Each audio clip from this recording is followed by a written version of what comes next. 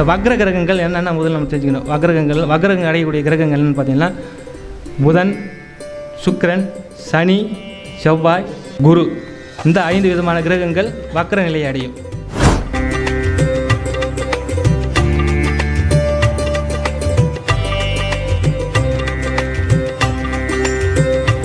சனி பார்த்திங்கன்னா நம்ம முன் ஜென்மத்தில் நம்ம வேலையாட்களுக்கு சரியான ஊதியத்தை கொடுக்காத அவங்கள மனது புண்படும்படியாக செஞ்சுருப்போம். அதனுடைய விளைவாகவே நம்முடைய ஜாதகத்தில் சனி பகவான் வக்கரம் அடைகிறார். சரி, இப்படி வக்கரகதி அடைகின்ற கிரகங்கள் நம்மளுக்கு எந்த மாதிரியான பலன்களை கொடுக்கும்?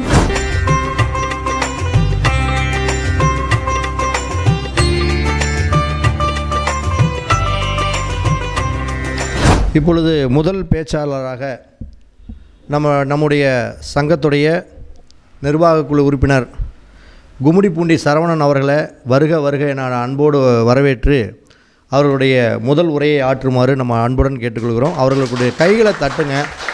எப்பயுமே ஒரு விழா சிறக்கணுன்னா கை தட்டணும், அதுதான் விஷயம். கை தட்டினா 2 விஷயம் இருக்குது. பணம் வருங்கிறது ஒரு விஷயம் இருக்குது. ஏன்னா கை தட்டுறது அப்படிங்கிறது எப்பயுமே ஒரு விஷயத்தை இப்படி தட்டும் பொழுது நம்மளுக்கு பணம் வரக்கூடிய ஒரு விஷயம் இருக்குது. அதே மாதிரி தூக்கம் வராமல் இருக்கும். 2-3 விஷயம் இருக்குது. அதில் நல்லா நாடி நரம்பெல்லாம் அங்கங்கே வேலை செய்யணும் ஒரு அதனுடைய கால்குலேஷனில் சொல்லுவாங்க. அது மாதிரி சரவணன் ஐயா அவர்களை அவருடைய உரையை ஆற்றுமாறு அன்புடன் கேட்டுக்கொள்கிறோம்.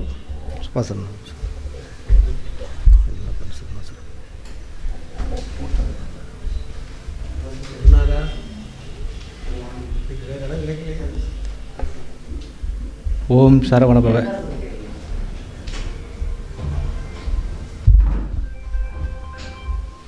நமது சரவணபவ ஜோதிட அறிவாலயத்தின் 28ஆம் மாத கருத்தரங்கத்திற்கு வருகை புரிந்திருக்கும் ஜோதிட ஆசிரியர் பெருமக்களுக்கும் மற்றும் ஜோதிட ஆர்வலருக்கும் மற்றும் ஜோதிட நண்பர்களுக்கும் சகோதர சகோதரிகளுக்கும் அனைவருக்கும் எனது அன்பான பண்பான வணக்கங்களை தெரிவித்துக் கொள்கிறேன்.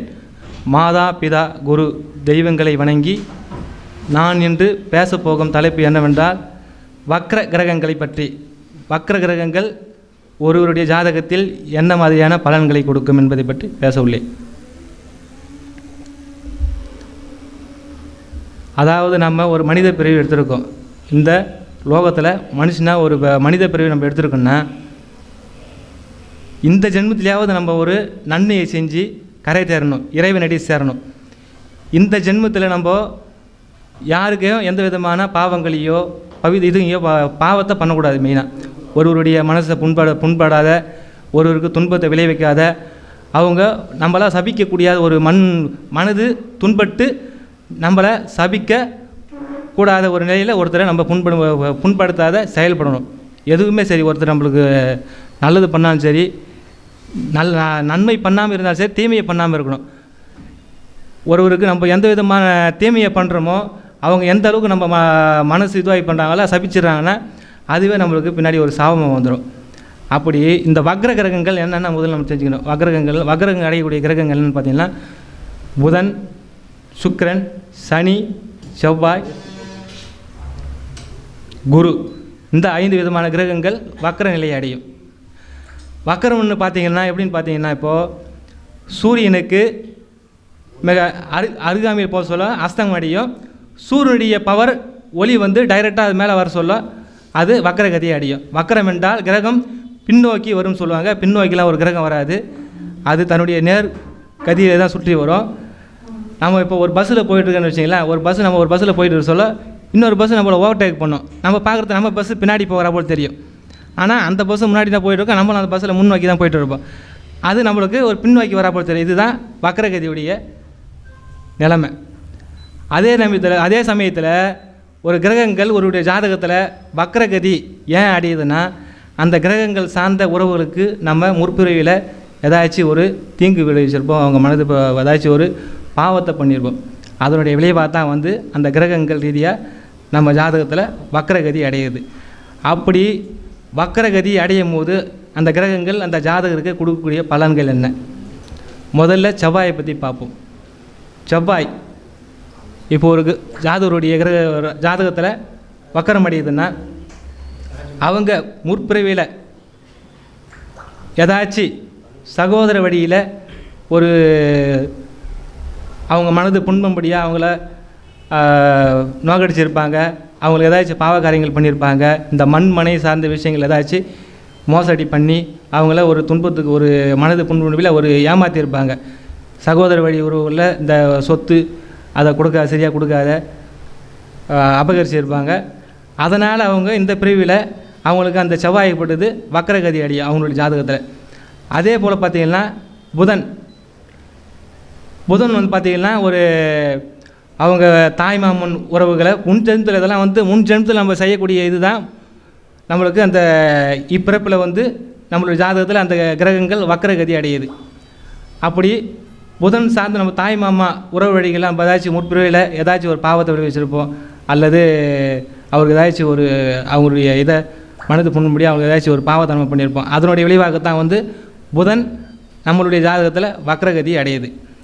அதே போல் பார்த்திங்கன்னா குரு பார்த்திங்கன்னா நம்மளுடைய முன்ஜென்மத்தில் குரு துரோகம் ஏதாச்சும் பண்ணியிருப்போம்,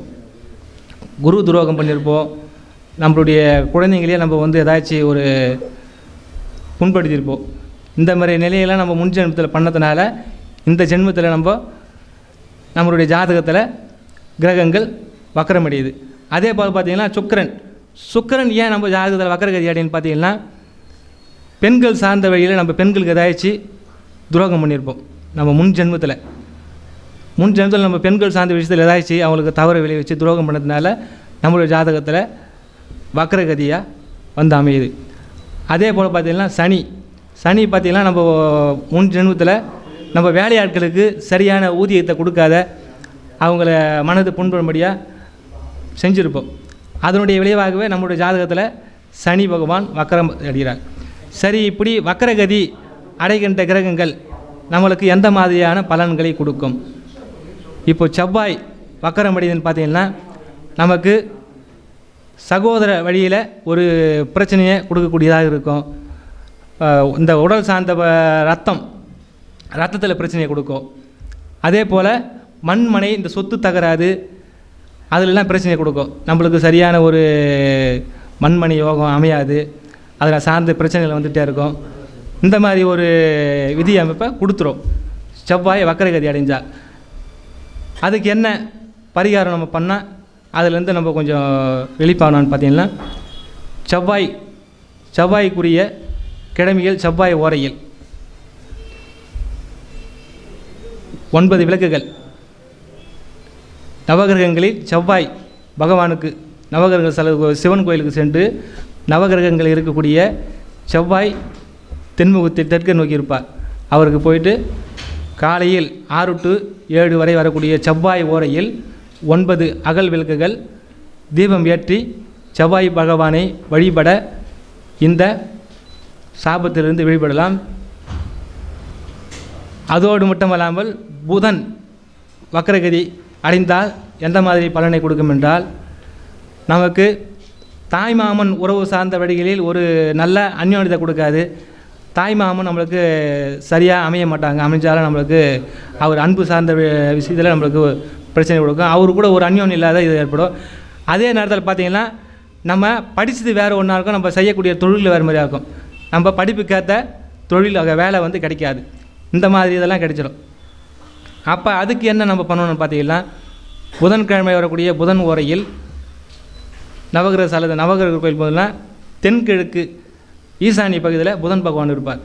அவருக்கு அந்த புதன் ஓரை வரக்கூடிய புதன்கிழமை 6 to 7 மணி அளவில் சென்று 5 மண் அகல் விளக்குகள் ஏற்றி அவரை வழிபட்டால் அந்த சாபத்திலிருந்து விடுபடலாம். அடுத்தபடியாக பார்த்திங்கன்னா குரு பகவான் நம்மளுடைய ஜாதகத்தில் வக்கரகதி அடைந்தால் என்ன மாதிரி பலன் பார்த்திங்கன்னா, நமக்கு கிடைக்கக்கூடிய குழந்தைகள் ஒரு நல்ல அண்டர்ஸ்டாண்டிங்கில் இருக்க மாட்டாங்க. குழந்தைகளுக்கு நம்மளுக்கு ஏதாச்சும் ஒரு பிரச்சனை இருக்கும். அந்த குழந்தைகள் சார்ந்த ஒரு வழியில் நம்மளுக்கு ஏதாச்சும் ஒரு மனக்கசப்பு வந்துக்கிட்டே இருக்கும். நீ ஏன்டா வந்து பிறந்த, நான் முடிஞ்ச என்ன தான் பாவம் பண்ணணும்னு சிலர் புலம்புவாங்க. அதனுடைய விலை அதுதான் இது. அந்த மாதிரி வழியை எழுதி கொடுத்துரும். அதே போல் நம்ம ஏதாச்சும் குரு துரோகம் பண்ணியிருந்தா இந்த மாதிரி விளைவை கொடுக்கும். இப்போ நமக்கு கிடைக்கக்கூடிய குருவுக்கும் நமக்கும் ஒரு அண்டர்ஸ்டாண்டிங் இல்லாத போய்டும். நம்ம என்ன தான் செஞ்சால் கூட குருமார்களுக்கும் நம்மளுக்கும் ஒரு மனக்கசப்பு வந்துகிட்டே இருக்கும். இந்த மாதிரியான சூழ்நிலை கொடுக்கும். நம்ம பிள்ளைகள் நம்ம குழந்தைகள் சார்ந்த விஷயத்தில் ஒரு மனக்கசப்பை கொடுக்கும். இதுக்கெல்லாம் பரிகாரம் என்னன்னு பார்த்தீங்கன்னா, வியாழக்கிழமை வரக்கூடிய குரு ஓரையில் 6 மணி முதல் 7 மணிக்குள்ளாக நவகிரக ஸ்தலத்து பார்த்தீங்கன்னா வடக்கு முகமாக இருப்பார். நவகிரகத்தில் போய் பார்த்தீங்கன்னா குரு பகவான் அவருக்கு 3 அகல் விளக்குகள் நெய் தீபம் ஏற்றி குரு பகவானை மனதார வழிபட்டால் இந்த சாபத்திலிருந்து விடுபடலாம். அதற்கு அடுத்தபடியாக பார்த்தீங்கன்னா சுக்கிர பகவான் நம்மளுடைய ஜாதகத்தில் வக்ரகதி அடைந்தால் பெண்கள் சார்ந்த விஷயத்தில் நம்மளுக்கு பிரச்சனை வரும். நம்ம மனைவிக்கு நம்மளுக்கு ஒரு அண்டர்ஸ்டாண்டிங் இல்லாத போவோம். நம்ம கட்டி இருக்கக்கூடிய வீட்டில் ஒரு மன நிம்மதி இருக்காது. நம்மளுக்கு இந்த மாதிரி பிரச்சனைலாம் நம்மளுக்கு கொடுக்கும். அப்போ அதுக்கு என்ன பரிகாரம்னு பார்த்தீங்கன்னா, வெள்ளிக்கிழமை சிவன் கோயிலில் இருக்கக்கூடிய நவகிரக ஸ்தலத்துக்கு சென்று 6 மணியிலிருந்து 7 மணிக்குள் வரக்கூடிய சுக்கிர ஓரையில் 6 மண் அகல் விளக்குகளில் நெய் ஊற்றி தீபம் போட்டு சுக்கிர பகவானை வழிபட்டோமானால் அந்த சாப விமர்சனத்திலிருந்து விடுபடலாம். அடுத்தபடியாக பார்த்தீங்கன்னா சனி பகவான் ஒருவருடைய ஜாதகத்தில் வக்ரகதி நிலை அடைந்தால் எந்த மாதிரியான பிரச்சனைகளை கொடுக்கும்னா, நமக்கு அமையக்கூடிய வேலையாட்கள் சரியாக அமைய மாட்டார்கள். அவர்கள் மூலிமா நம்மளுக்கு ஏதாச்சும் ஒரு பிரச்சனை வந்துக்கிட்டே இருக்கும். அதே போல் பார்த்திங்கன்னா, நம்மளுக்கு செய்யக்கூடிய தொழில் ஒரு நல்ல விதமான தொழிலே அமையாது. மாற்றி நம்ம ஏதாச்சும் தொழிலே பண்ணிகிட்டு இருப்போம். ஏதாச்சும் ஒரு தொழில் நிரந்தரமாக நம்ம பண்ணுவோம்னா நம்மளுக்கு நிரந்தரமாக ஒரு தொழிலை செய்ய முடியாத ஒரு நிலையை வகுத்து கொடுத்துரும் சனி பகவான். இதுதான் அந்த சனி பகவான் நமக்கு வக்ரகதி அடைந்தால் கொடுக்கக்கூடிய. அதுக்கு என்ன பரிகாரம் பார்த்தீங்கன்னா, சனிக்கிழமை வரக்கூடிய சனி ஓரையில் காலை 6 மணிலேருந்து 7 மணிக்குள்ளே வரக்கூடிய சனி ஓரையில் நவகிரக ஸ்தலத்துக்கு சென்று, அதாவது சிவன் கோயிலில் இருக்கக்கூடிய நவகிரக ஸ்தலத்துக்கு சென்றீங்கன்னா மேற்கு நோக்கி சனி பகவான் இருப்பார். அவருக்கு 8 மண் அகல் விளக்குகள் நல்லெண்ணெய் ஊற்றி தீபம் ஏற்றி சனி பகவானை மனதார வழிபாடு செய்தால் அந்த சாப விமோசனத்திலிருந்து விடுபடலாம்.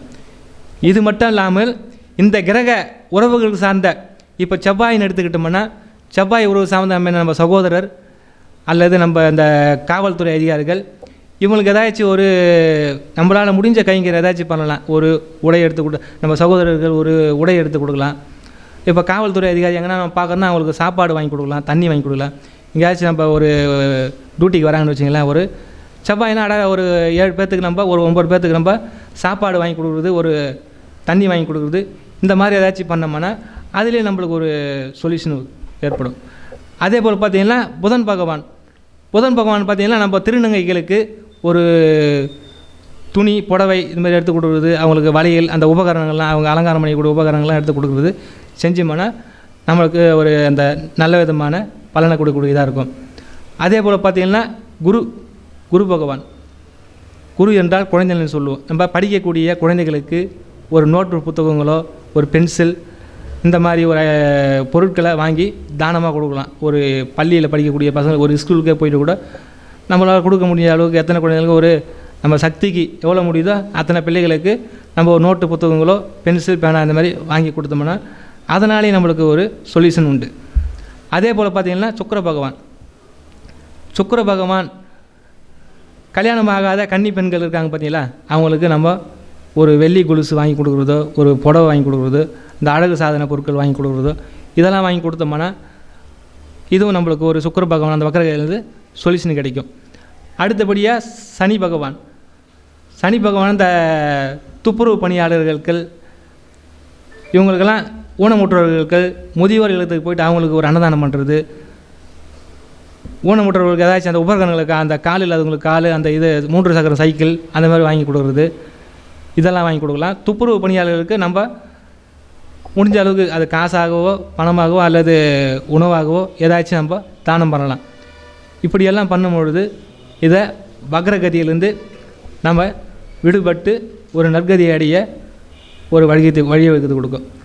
நம்ம முன் ஜென்மத்தில் பண்ண அந்த கர்மாவின் பலனாகத்தான் நம்ம இந்த ஜென்மத்தில் ஜாதகத்தில் இந்த கிரகங்கள் வக்ரகதி அடையுது.